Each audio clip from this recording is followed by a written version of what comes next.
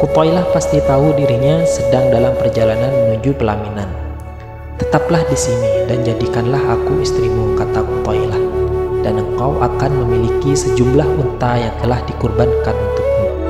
Aku harus menuruti ayahku. Aku tak dapat melanggar keputusannya, dan aku tak mungkin meninggalkannya," jawab Abdullah. Pernikahan pun dilangsungkan.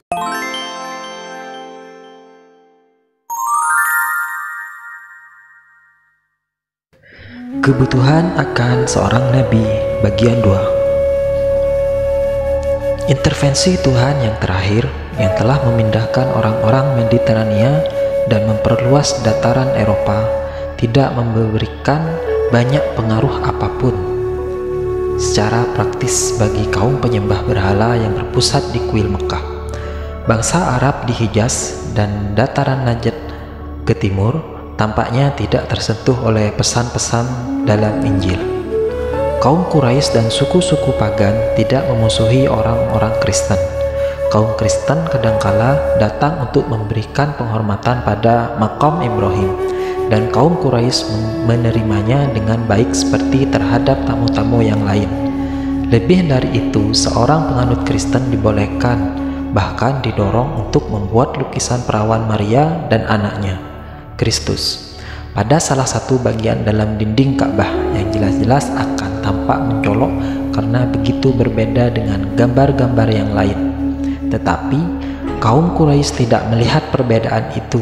Bagi mereka, hal itu hanya menandai bertambahnya jumlah berhala yang telah ada. Hal itu juga merupakan wujud dan toleransi mereka yang membuat mereka begitu kukuh. Tak seperti sebagian besar orang sukunya, Warokoh dapat membaca dan telah mempelajari Injil dan teologi.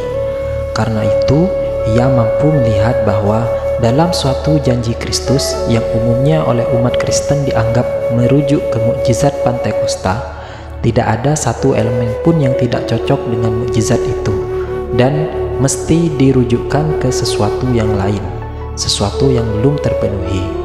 Bahasanya kurang jelas, tapi tersirat dalam kalimat, ia tak akan berkata tentang dirinya, namun segala yang dapat ia dengar itulah yang akan ia katakan. Warokoh mempunyai saudara perempuan yang sangat dekat dengannya, Qutailah. Warokoh sering membicarakan berbagai hal dengannya. Kata-kata Warokoh sangat membekas dalam batinnya bahwa akan datang seorang nabi. Akankah ia datang di tengah-tengah mereka? Pada saat pengorbanan unta bagi Abdullah telah dilakukan dan diterima, Abdul Muthalib berpikir untuk mencarikan istri bagi putra kesayangannya itu. Setelah menimbang-nimbang pilihannya, jatuh kepada Aminah putra Wahab, cucu Zuhroh, saudara Qusay.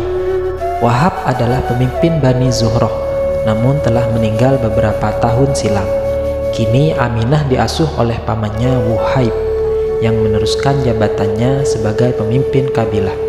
Wuhaib sendiri memiliki seorang anak perempuan yang telah mencapai usia menikah, bernama Halah. Abdul Muthalib melamar Aminah untuk dinikahkan dengan putranya dan Halah untuk dinikahi dia sendiri.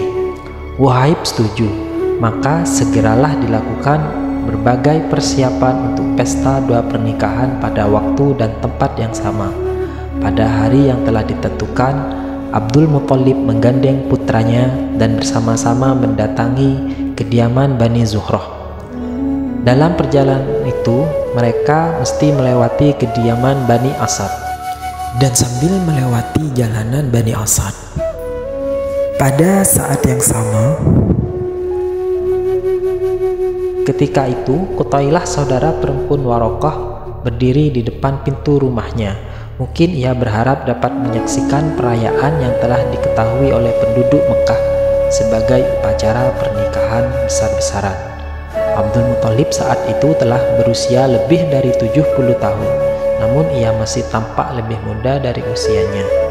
Langkah gotai kedua mempelai yang berwibawa dan anggun itu memperindah pemandangan saat itu. Namun, ketika mereka telah cukup dekat, Qutailah hanya memperhatikan yang lebih muda, Abdullah. Dalam hal ketampanan adalah Yusuf pada zamannya. Bahkan orang-orang Quraisy yang sangat tua pun tak dapat lagi membedakan kesamaannya. Ia kini berusia 25 tahun saat mekar-mekarnya pada usia mudanya. Namun Qutailah terpesona seperti yang terjadi pada kesempatan lain, namun tidak sedahsyat kali ini. Pada cahaya yang memancar dari wajahnya, yang menurutnya memancar dari luar dunia ini. Apakah Abdullah adalah nabi yang tengah dinanti-nantikan, atau ia adalah bapak sang nabi? Mereka telah melewati Qutailah dan tiba-tiba terbesit keinginan padanya untuk menyapa. Ia berseru, "Abdullah." Abdul Muthalib melepaskan gandengannya seakan-akan menyuruh putranya berbicara dengan sepupunya itu. Abdullah mundur untuk menemuinya. Qutailah bertanya kepada Abdullah, "Kemana ia akan pergi?" "Bersama ayahku," jawabnya singkat. Bukan karena malu-malu, melainkan ia yakin Qutailah pasti tahu dirinya sedang dalam perjalanan menuju pelaminan. "Tetaplah di sini dan jadikanlah aku istrimu," kata Qutailah, "dan engkau akan memiliki sejumlah unta yang telah dikurbankan untukmu. Aku harus menuruti ayahku. Aku tak dapat melanggar keputusannya, dan aku tak mungkin meninggalkannya," jawab Abdullah. Pernikahan pun dilangsungkan sesuai rencana. Dua pasangan pengantin itu tinggal beberapa hari di kediaman Wuhaib.